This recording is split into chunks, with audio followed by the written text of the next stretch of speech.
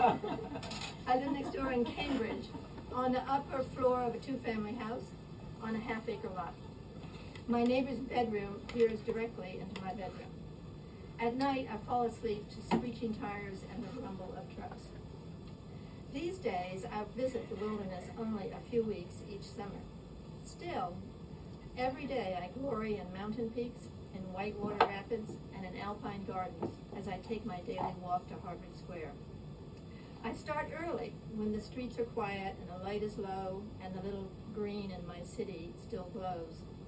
The two-family houses on my dead-end street sit flank to flank, separated by skinny yards. But just a block away, I enter a neighborhood of large homes and wide lawns. I hurry past these mowed lawns that look to me like barren deserts. They lack the weeds and the saplings and the insect life of the meadows I've known and loved. A bit further on, though, I pass a manor-like house hidden from sight by a tangle of hemlock, rhododendron, and laurel that evidently serves the landowner as a noise buffer, but to me it serves as time travel. The sight of any amount of untamed brush takes me back to my Pennsylvania woods, where the same bushes grew wild, and where I, as a youngster, followed deer trails, picked blueberries, and kept an eye out for salamanders, snakes, and good climbing trees. I can feel the stretch of my legs as I reached for a tree's highest branch, the tickle of a lizard squirming in my palm, and the tightening in my chest as my 10-year-old self walked a path where a bear was spotted the week before. These all come back. I am here and I am there as well. My concrete Cambridge sidewalk skirts a corner park with a stone base from which spouts a mini Old Faithful.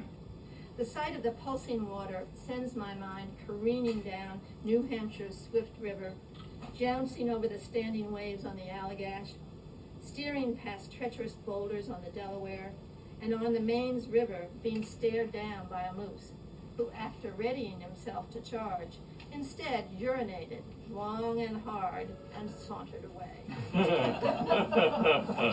On a side street, I walk below a weeping willow, but I find myself indifferent to its loveliness. It carries no resonance with my past. I ignore as well a garden full of chrysanthemums whose bright colors catch my eye, but don't please my soul. White flowers attract me more.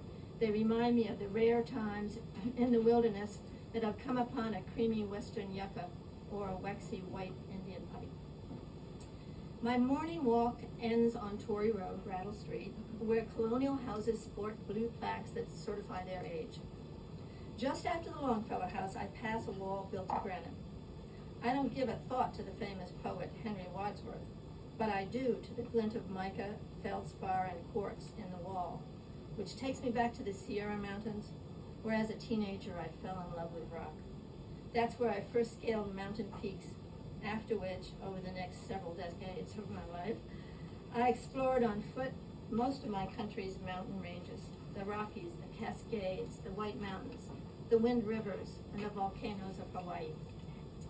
Now my mind drifts back at the least provocation to the skunk in my tent, the bear on the trail, the towering bee plants, the primroses that would open each morning and close each night.